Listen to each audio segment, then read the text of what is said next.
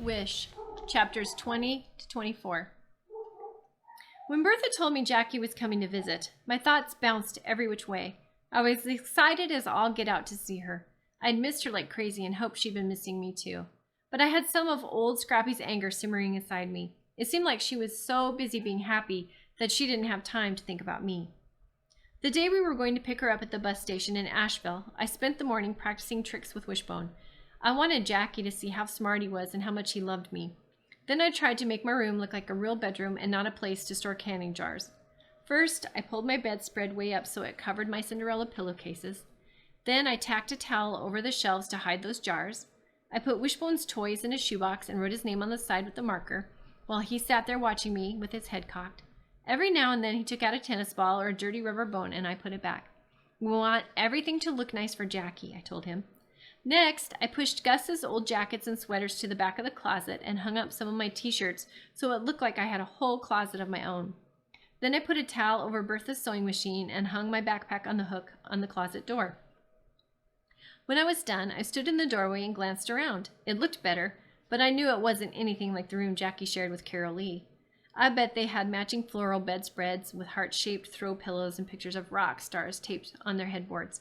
I'm sure they had a dresser with a tray of nail polish and a jewelry box full of bracelets. They probably had pink and gold diaries with little keys and bags of potato chips under their beds to share at night while they talked about how happy they were. And I was sure they didn't have a single canning jar in their room, not one. On the ride to Asheville, Bertha pointed out some of the things she hadn't shown me before when we went to the mall. That place there was the best boiled peanuts in North Carolina. The Blue Ridge Parkway is up yonder. That road there goes to Blowing Rock, where the Tweetsies Railroad is. I said, oh, and yeah, and uh-huh, but really I was thinking about Jackie. Maybe I shouldn't have fixed up my room so much. Maybe if I'd left it the way it was, she'd feel sorry for me and take me back to Raleigh with her. Ah, Charlie, she'd say, you can't stay here in this old room sleeping like a baby on a Cinderella pillow. She'd tossed her hair over her shoulder and add, this house is liable to fall right off the mountain if you sneeze too hard. You'd better come on back home with me. While Bertha told me about the mile-high swinging bridge on Grandfather Mountain, I thought about me and Wishbone at Carol Lee's house. But then I started to worry. What if Carol Lee's parents didn't like dogs? What if they didn't like me? Before I had time to stack up too many words, we pulled into the bus station. When we got out of the car, Bertha gave my shoulder a jiggle and said, are you excited? Sort of, I said, but the truth was my insides were swirling like crazy. We sat in a row of sticky vinyl seats and waited for Jackie's bus to get there. Bertha chatted with some woman who had a bunch of kids running around the bus station. Once they tipped over the newspaper stand and she didn't even say anything. Gus fell asleep after about 1 minute, his head nodding until his chin dropped down onto his chest and his cheeks puffing out with every breath. I sure hoped he didn't call me Butterbean in front of Jackie. Finally, the man behind the ticket counter called out, bus number 94, arriving from Raleigh. And before I knew it, Jackie was swooping toward me, tall and tan and smiling. I could practically see the happiness floating above her like a halo. The first thing she did was turn her head sideways, point to the bright blue streaks in her dark hair and say, like it? It's okay, I said. Scrappy had a hissy fit, she grinned. But you know what I say? She tossed her head so her blue streaked hair swished back over her shoulder. I say, who cares? 'Cause this is the new me. The new me? What did that mean? Was that like a new life? Maybe Jackie had gone and found herself a new life like Mama had tried to do all those years ago, a life that didn't include me. On the ride back to Colby, Jackie and Bertha jabbered away like they'd been best friends forever. By the time we got home, they had every minute of every day planned out. Bertha was going to teach Jackie how to fry chicken and sew a zipper in a skirt. They were going to visit the thrift shop over in Fairview to look for a football jersey Jackie needed for a play that was in Carol Lee's church. They were going to pick squash in the garden for Jackie to take back to Raleigh, and Bertha was going to share her super secret recipe for squash casserole with cream of mushroom soup. On and on, jabber, jabber. Hello, I thought. What about me? Anybody want to do something with me? Bertha must have read my mind or noticed my slumping shoulders, because when we got out of the car, she said, and I bet Charlie's dying to show you around Colby. She knows every nook and cranny now. She winked at me. Right, Charlie? I guess. And just wait until you see Wishbone, Bertha said. As soon as we got inside, Wishbone came leaping toward us, ears flapping and tails wagging. I knelt down and let him lick my face. Ew, Jackie said. Don't let a dog tongue get in your mouth. He's just kissing me. I pressed my cheek against his nose. He loves me. Jackie made a face. And watch this, I said. I showed her how Wishbone could sit and shake and roll over. Wow, Charlie, Jackie said. I never knew you were such a good dog trainer. Well, he's pretty easy to train because he's so smart. And by the time we get back to Raleigh, I bet he'll know a whole lot more stuff. Jackie lifted her eyebrow and squeezed her lips together, but she didn't say anything. She strolled around the tiny living room, studying photos of old people on the table beside the couch, peeking into Bertha's yarn basket, peering into the kitchen. I love your house, she said to Bertha. Gus's granddaddy built it with his own 2 hands, Bertha said. Ain't that right, Gus? Gus blushed a little and nodded. Check out the back porch, Bertha said, motioning toward the kitchen. The next thing I knew, Jackie was out there raving about the view of the mountains and all. I sat on the floor in the living room with Wishbone snuggled in my lap, listening to this new Jackie and wondering what had happened to the old Jackie. The one who went to my dance recital while Mama and Scrappy stayed home and yelled at each other. The one who spent her allowance to buy me one of those friendship bracelets the other girls had at school. The one who had made cupcakes for me to take to school on my birthday while Mama watched soap operas in her bathrobe. That Jackie was gone, and in her place was this new Jackie with blue streaks in her hair, out on the porch telling Bertha how much she loved the Blue Ridge Mountains. And then this new Jackie went and said something the old Jackie would have never said. Charlie is so lucky to be here with you all. Lucky? She thinks I'm lucky I got yanked out of the only place I'd ever known my whole life and sent off to live with people I'd never laid eyes on before? Lucky my family was all broken up and scattered every which way? Then Bertha said, no, me and Gus are the lucky ones, right, Gus? Right, Gus said. When they came back in from the porch, Bertha said, Charlie, why don't you take Jackie back to your room so she can put her things away? I led Jackie to that tiny room and waited for her to say what I had been imagining her to say, like how awful it was. Even though I'd fixed it up, she'd say it was way too small. She'd peek behind the tacked-up towel and see those canning jars, and then she'd say, I better go back to Raleigh with her. But no, this new Jackie said, I love this room, Charlie. Can you believe you've got a room all to yourself and don't have to share with anyone like we did when we were back home? Well, didn't that beat all? I liked sharing a room back home, I said, making my voice sound pitiful. I was going to show her Gus's clothes jammed in my closet, but she flopped onto the bed and said, well, yeah, but it's nice to have a room that's just yours. Nobody leaving their dirty socks on the floor or taking up all the space on the dresser. She kicked her sandals off and leaned against the wall. Don't get me wrong, I like Carol Lee and all, but sometimes I wish I could be by myself. Not have her snooping through my stuff or using my makeup without asking. She tossed her hair over her shoulder and said, I just love Gus and Bertha, don't you? Now I have to say, that question caught me off guard, and I surprised myself when I didn't hesitate one little bit and said, I do. Did I love Gus and Bertha? I hadn't ever really thought about it before, but maybe I did. But then everybody loves Gus and Bertha, because that's the kind of people they are. And you've got yourself a dog, Charlie, she said, rubbing her bare foot along Wishbone's back. It seems like everything's turned out so good for you. Your very own room and your very own dog, living with 2 nice people who don't cuss and holler at each other every minute of the day. Then she jumped up off the bed and said, show me the garden. That night, Bertha made grilled cheese sandwiches and potato salad for supper, and then we sat on the porch under the orange sky streaked with blue clouds. The smell of rain mingled over the sweet scent of honeysuckle, and crickets chirped in the huckleberry bushes along the edge of the woods. Bertha and Jackie talked about boys, and if I didn't know better, it would have been hard to tell which one of them was a teenager and which one was a grown-up woman. Bertha told Jackie about the first time she ever met Gus when he fixed a flat tire on her daddy's car out on Highway 14. I'd never laid eyes on such a handsome boy in my life, she said. My friend Jamie flirted her head off with him, but I knew I was the one he had eyes for. Right, Gus? She poked Gus, and he nodded while he chewed on a toothpick. Later, me and Jackie went back to my room and played Crazy Eights, while she told me about some boy she'd been dating named Scooter. He was the paintball champion of Wake County and had a cousin in the Marines. She wanted to fix up with Carol Lee. Jackie had brought nail polish with her, so we painted her fingernails and told the same jokes we've told about 1,000,000 times before. What do you call a cow that eats your grass? Jackie said. A lawn mower, I said. What do frogs order in restaurants? French flies. We laughed like those were the funniest jokes in the world. For the first time since she'd showed me her blue-streaked hair at the bus station, She seemed like the old Jackie, and I realized how much I'd been missing her. After we turned out the lights, she fell asleep in no time flat. Her soft snoring drifted through the air, reminding me of all those nights we'd shared in our room back home. I thought about how we'd laid there in the dark and listened to Mama and Scrappy fussing and fighting. When I was little, sometimes I'd crawl in bed with Jackie, and she would sing right in my ear so I couldn't hear the mean words they hurled at each other. Now here we were, sleeping in the same room together again, Jackie in my bed and me sleeping in the sleeping bag on the floor with Wishbone. Except this time, the only sounds I heard were Jackie's soft snoring and the bullfrogs down in the woods. And then I thought about Jackie's raving about this house and that porch in my very own room. In my head, I could still hear her saying how she just loved Gus and Bertha and telling me how everything's turned out so good for me. But then I thought, what's so good about being tossed out of my own house and riding the bus with those giggling girls and feeling for all the world like a stray dog and with no place to call home? I hugged Wishbone closer and kissed his nose, while my thoughts bounced around so much they were finally wore me out and I fell asleep. Chapter 21.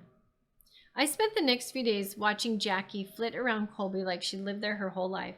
She talked about high school football with the mailman and took cold fried chicken to Bertha's knitting club. She set up a vegetable stand at the end of the driveway and chatted with everybody who stopped to buy beans and squash, telling them about Raleigh and her waitress job and her new driver's license. And at the thrift shop in Fairview, as I watched her laughing with the owner about a big, ugly hat somebody brought in, I felt like I was seeing her for the first time. Maybe this was the new Jackie. How come I never noticed how much everybody loved her? Even Bertha's cats couldn't get enough of her, rubbing their heads against her legs and purring in their lap. Every one of the Odom boys was red-faced and tongue-tied around her, falling all over each other to open the car door for her or bring her cold lemonade every time we went over there. "I can't believe you know how to rebuild an engine," she said to Burl the first day we visited. And the next thing you know, she's out there in the driveway squinting down at a carburetor or something like it was the most fascinating thing she'd ever seen. Every now and then, she flipped her hair over her shoulder, and I thought Burl was going to melt into a puddle right there in the gravel in the driveway. Mrs. Odom brought powdered sugar donuts out on the porch, and we sat around and listened to Jackie tell Waffle House stories. And one time, she said, this old lady came in a limo driven by a chauffeur. She brushed powdered sugar off her lap. Can you imagine going to the Waffle House in a chauffeur-driven limo? Everybody agreed they couldn't imagine that. But she left me a $20 tip for a $4 waffle, so I'm not complaining, Jackie said. Howard and Dwight bugged their eyes out and said, wow. She told us how she and the other waitresses called it the Awful House, and those boys all hooted and hollered like that was the funniest thing they'd ever heard. Then she told everybody about Raleigh, how big it is, and all the malls and tanning salons, and even an indoor miniature golf course. Y'all should come visit sometime, she said. I have my driver's license, and Carol Lee has a car. They grinned and nodded and said how much they'd like to go to Raleigh. And I felt jealousy poking at me so hard it made me squirm as I sat there on the porch steps. Late that afternoon, me and Howard took Jackie down to the creek with Wishbone, and she didn't waste a minute taking her shoes off and wading into the cold mountain water, her laughter echoing through the trees. She answered all Howard's nosy questions without a single eye roll and acted like she'd hung out with the up-down boys every day of her life. What's it like when you visit your daddy in jail? He said. I like to died when he asked that, but Jackie wasn't one bit bothered. Not as cool as it looks on TV, I can tell you that, she said. We just sit at a table and talk about school and stuff. He tells me how bad the food is there and how the first thing he's going to do when he gets out is eat about 14 hamburgers. I wanted to ask her if they ever talked about me, but I was scared the answer would be no, and I would look like a loser in front of Howard. I started to remind him that Scrappy is in a correctional facility, not a jail. But he and Jackie had already moved on to talking about the Bible detective game at Sunday school. I bet Charlie's terrible at that game, she said, giving me a poke. Reading the Bible was not exactly a popular activity at our house. Right, Charlie? She poked me again. That night, Mrs. Odom invited me and Jackie to have supper with them. Burl and Lenny brought aluminum lawn chairs in the front yard for us and nearly knocked each other over trying to sit next to Jackie. She helped Mrs. Odom put plates of ham and bowls of coleslaw and baked beans on the table and didn't even blink an eye when everyone held hands and Dwight said the blessing and thanked the Lord for baked beans and new friends. I swear I'd felt invisible while everybody jibber-jabbered at the table. Jackie told them about being a majorette in 10th grade and marching in the Memorial Day parade in the rain. Talk about a bad hair day, she said, and everyone laughed. Then she asked Mr. Odom about his job driving a lumber truck. When he described driving from Colby to Charlotte to Greenville and everywhere in between, she said, "It must be so fun to go to all those different places." Then she went on to tell him about her friend Loretta, who worked the night shift at a truck stop on the interstate, and boy, oh boy, did she have some stories to tell about some of those truckers. Mr. Odom blushed a little at that, and Mrs. Odom jumped in real quick to tell us about Howard being the Bible detective champion at church. "No way," Jackie said. "He didn't tell me that." And then it was Howard's turn to blush. Wishbone laid on the floor next to Cotton, because he knew there would be food down there before long. Sure enough, he gobbled up a couple pieces of ham and some cornbread crumbs, and Jackie said, "Wishbone, stop that." But Mrs. Odom said, "That's okay. Shoot, helps me to keep the floor clean." Jackie laughed her sparkly laugh, and in that very minute I wanted to be her. I wanted her easy way of making people love her. I wanted her knack for seeing the good in things. I even wanted her shiny black hair with blue streaks.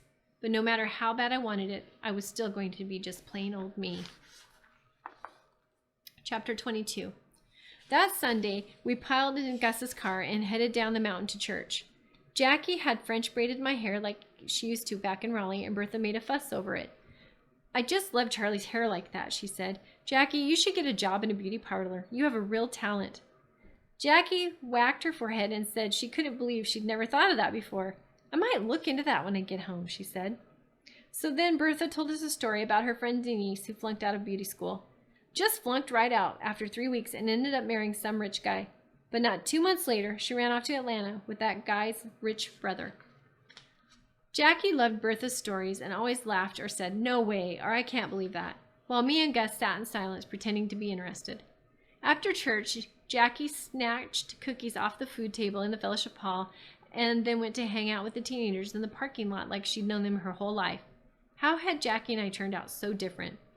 I was sure she never worried one little bit whether or not anybody liked her. But then, of course, everybody did like her. So what was there to worry about?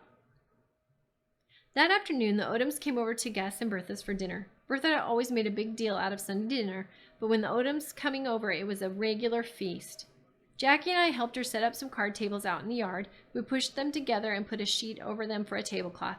And Jackie set out mason jars filled with wildflowers. "Looks like the Queen of England is coming for dinner," Gus said.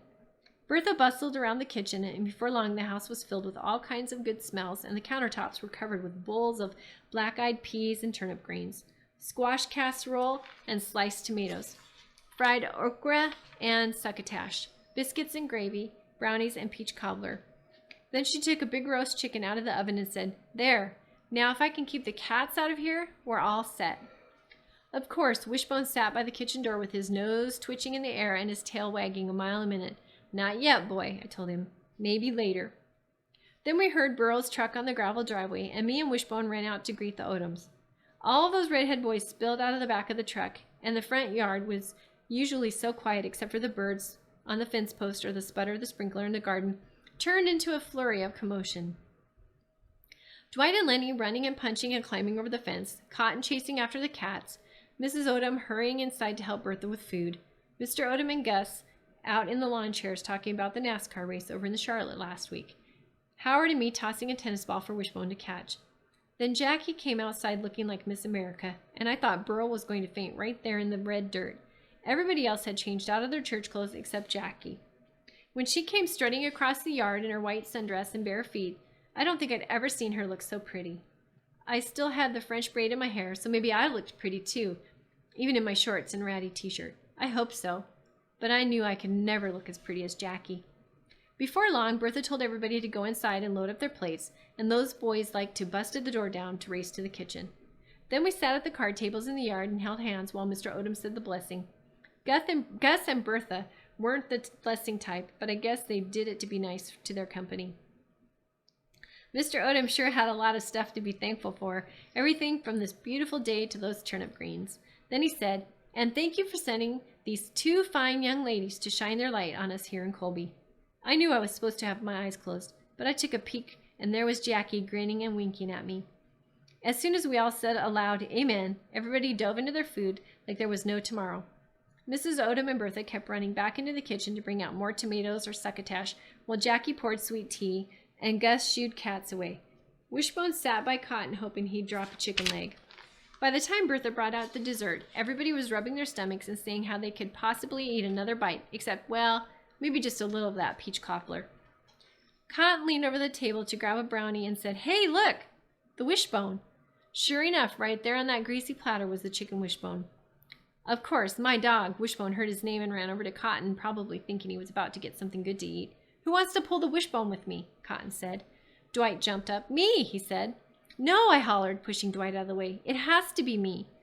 Cotton held the bone behind his back when Dwight tried to grab it. "I called it first, Charlie," Dwight said. I stamped my foot. "No, it's mine."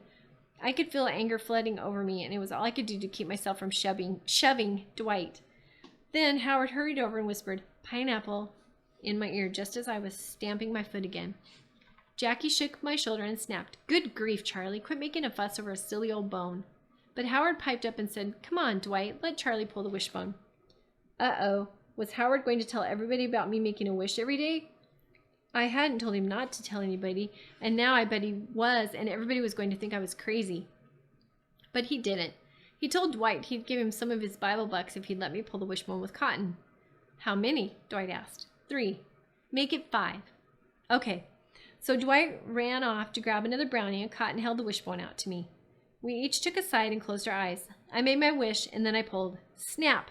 That bone broke into 2, and guess what? I got the big side.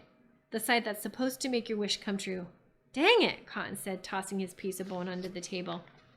Before I had a chance to thank Howard for helping me like that, Mr. Odom announced that it was time for them to go, and they paddled back into Burl's truck.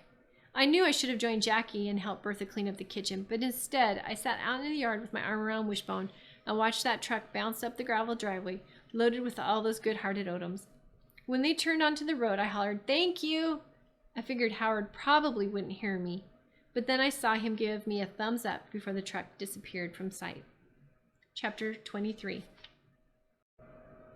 On Jackie's last day in Colby, she and Bertha sat together at the sewing machine in my room and talked about boys and clothes and movie stars while they worked on a zipper. I took Wishbone out in the yard and pulled weeds from between the marigolds beside the garden shed while he slept in the sun. I hated thinking about Jackie getting on that bus to Raleigh, going back to her happy life, painting her fingernails with Carol Lee, dating Scooter the paintball champion, maybe even going to beauty school. Each yank of a weed was like a jab in my heart as I thought about her leaving me behind. By the time Jackie and Bertha finished the zipper, there wasn't a single weed left in that yard, and my heart ached so bad I wanted to cry. Later that day, me and Jackie and Wishbone went down to the Odoms so Jackie could say goodbye. The boys sat on the porch steps looking like they were going to a funeral. "Y'all better come visit me in Raleigh," Jackie said. She threw her arms out wide. "Everybody. We'll have us the best time ever." They nodded solemnly, and Cotton swiped at tears.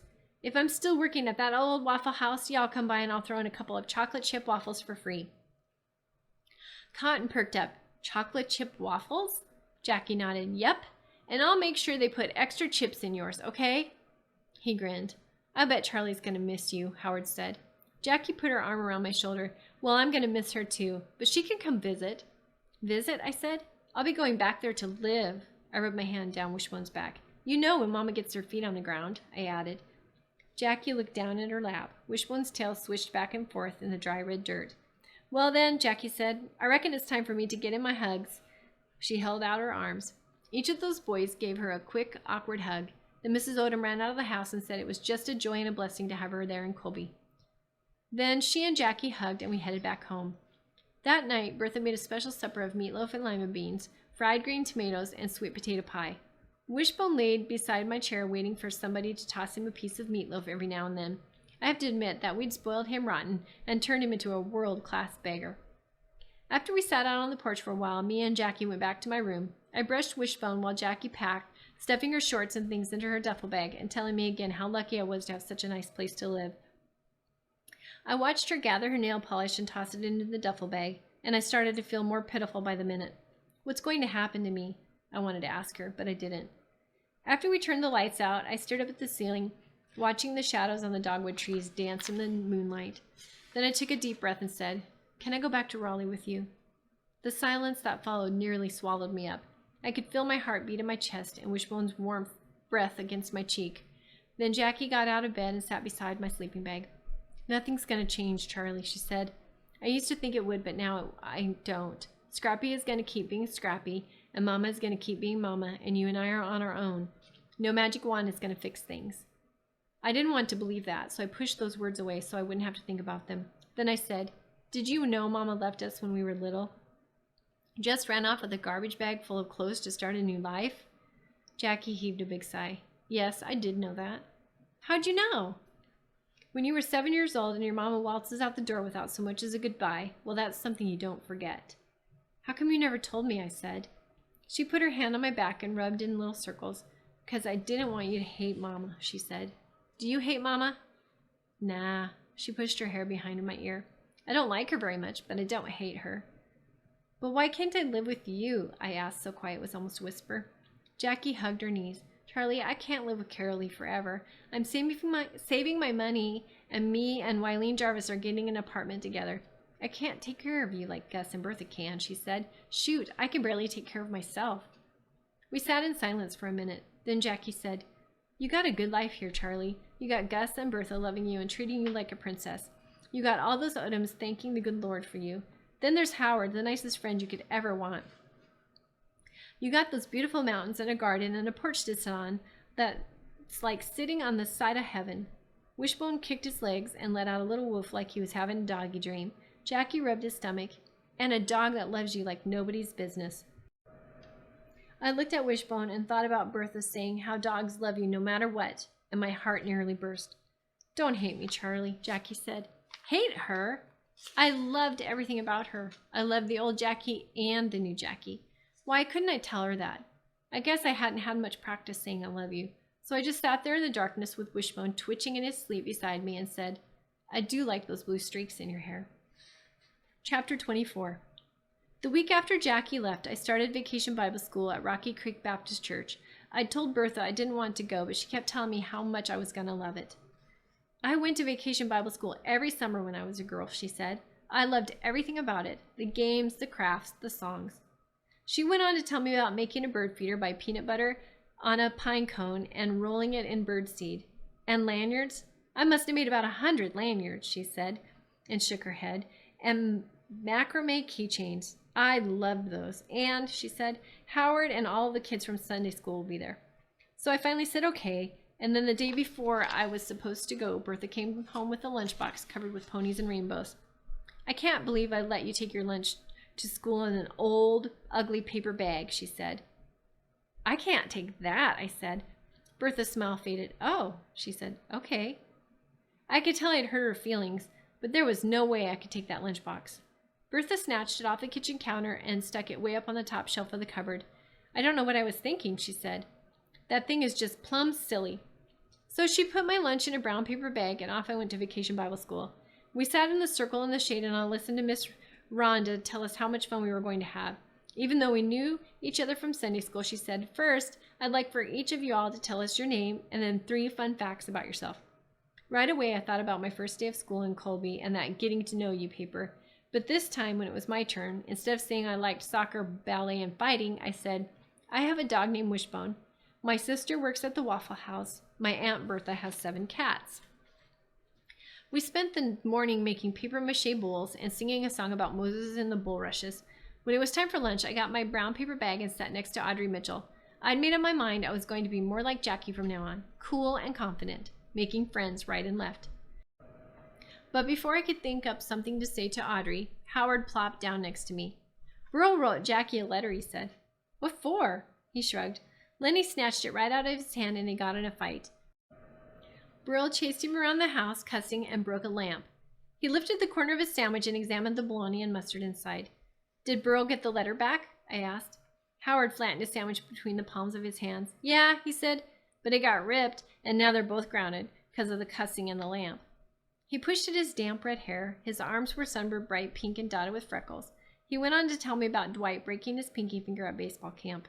While Howard talked, I watched Audrey out of the corner of my eye. She sat cross-legged with a paper napkin on her lap. She had butterfly barrettes in her hair, and her sneakers didn't have one speck of dirt on them.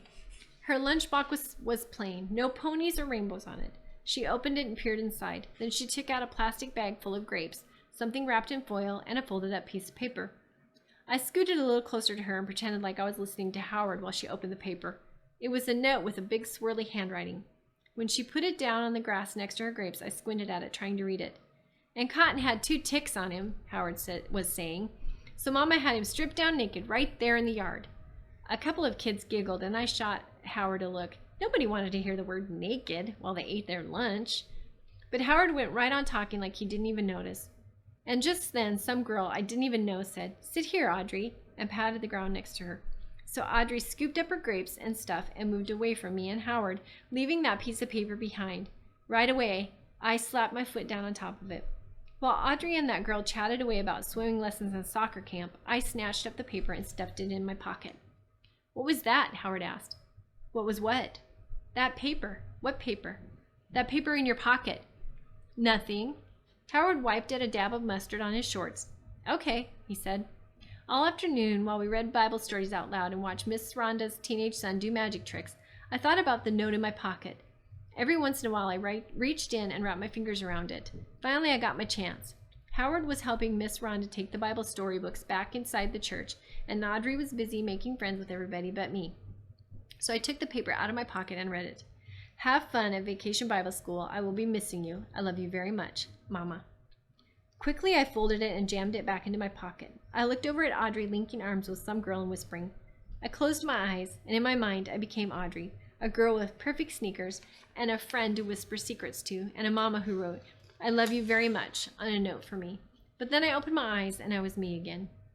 That night, we had corn on the cob for supper. I counted the rows of corn on my cob and couldn't believe it. Exactly 14. That was on my list of things you can wish on. I counted one more time to make sure, and then I closed my eyes and made my wish. "Oh, I almost forgot," Bertha said, jumping up from the table. She took something off the counter and handed it to me. "A lunchbox? A plain lunchbox with no ponies or rainbows?" She lifted her eyebrows and said, "What do you think? Better?" A wave of guilt swept over me and caught me by surprise. I felt bad that Bertha had spent money to buy another lunchbox for me. I should have just taken the one with rainbows and ponies and been thankful for it. I bet Jackie would have. But I hadn't, and now there was Bertha being so nice to me. "Yes, ma'am," I said. "Thank you." Then we went out to the porch and tossed a tennis ball to Wishbone till he got tired and went to sleep at my feet. As I watched the sun sink slowly behind the mountains, I cupped my hand around the note in my pocket.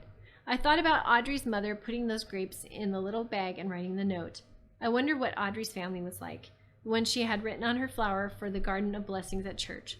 I knew for sure her daddy wasn't away somewhere getting corrected, and I bet she had a sister who played cards with her on rainy days and whispered secrets under the covers at night. And I was certain her mama had her feet on the ground. When it was dark and the mosquitoes came out, me and Wishbone went back to my room. I fished around in my backpack until I found a piece of paper and a pen. I tore the paper in half and sat on the floor and wrote, "I love you very much, Mama." Then I folded the paper up and tucked it under my pillow before turning out the light and kissing Wishbone on the top of his head.